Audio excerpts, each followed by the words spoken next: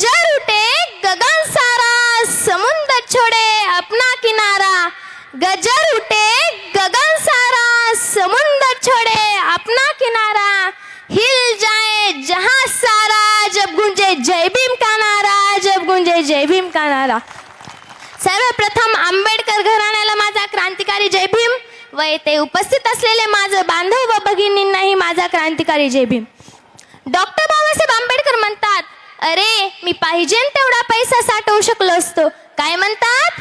अरे मी पाहिजे तेवढा पैसा साठवू शकलो असतो। अरे त्या स्वप्न सुंदरीला मी माझ्या इशाऱ्यावर नाचवू शकलो असतो। हिरे मोती माणिक्या बिछाण्यावर मी लोळू शकलो असतो, पण माझ्या समाजाला मी वाचवू शकलो नसतो।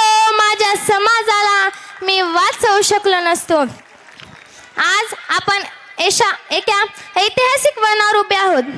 एससी अनुसूचित जाती उपवर्गीकरण विरोधी मोर्चा हे अनुसूचित जाती प्रवर्गाचे अंतर्गत वर्गीकरण किंवा उपवर्गीकरण करण्याच्या सर्वोच्च न्यायालयाच्या किंवा सरकारच्या प्रस्तावित विरोधात केलेले एक तीव्र आंदोलन आहे। या आंदोलनाचे मुख्य उद्दिष्ट म्हणजे एससी प्रवर्गातील सर्व जाती एकसंध ठेवणे आणि आरक्षणातील संभाव्य फूट रोखणे हे आहे। हा उपवर्गीकरणाचा मोर्चा अजिबात मातंग समाजाच्या विरोधात नाही। ऐका, हा उपवर्गीकरणाचा मोर्चा अजिबात मातंग समाजाच्या विरोधात नाही, पण त्या मातंग समाजाच्या नेत्यांनी आरक्षणाची दलाली घेऊन बौद्ध समाजाला टार्गेट केलंय। त्याबद्दल हा मोर्चा आहे, त्याबद्दल हा मोर्चा आहे। कडक वर्गीकरणाचा हा अहवाल रद्द झालाच पाहिजे, रद्द झालाच पाहिजे, कारण तो अनुसूचित जातींवर गदा आणणार आहे। त्यामुळे तो रद्द झालाच पाहिजे, रद्द झालाच पाहिजे। कदम ऐसा चलो कि निशान बन जाए, कदम ऐसा चलो कि निशान बन जाए। अरे काम ऐसा करो कि पहचान बन जाए, पहचान बन जाए। यह जिंदगी तो सभी लोग जी लेते हैं बेटो, यह जिंदगी तो सभी लोग जी लेते हैं, मगर जिंदगी जियो तो ऐसी कि सबके लिए एक मिसाल बन जाए। आपल्याला संविधानाने आरक्षणाचा हक्क दिला आहे, पण आज सरकारी नोकऱ्या संपत चाललेल्या असल्यामुळे आरक्षणाची 100% अंमलबजावणी करायची असेल तर आरक्षण खाजगी क्षेत्राकडे लागू करण्याची गरज आपल्याला आहे। अशा वेळी मी एक विद्यार्थी म्हणून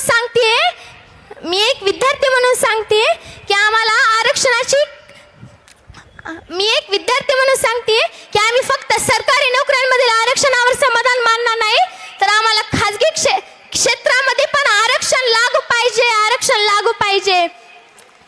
वादळांना रोखण्याची ताकद आता कोणामध्येच नाही, वादळांना रोखण्याची ताकद आता कोणामध्येच नाही, आणि आमच्या हक्काचं आरक्षण खाण्याची कुणाच्या बापात बी हिंमत नाही, कुणाच्या बापात बी हिंमत नाही।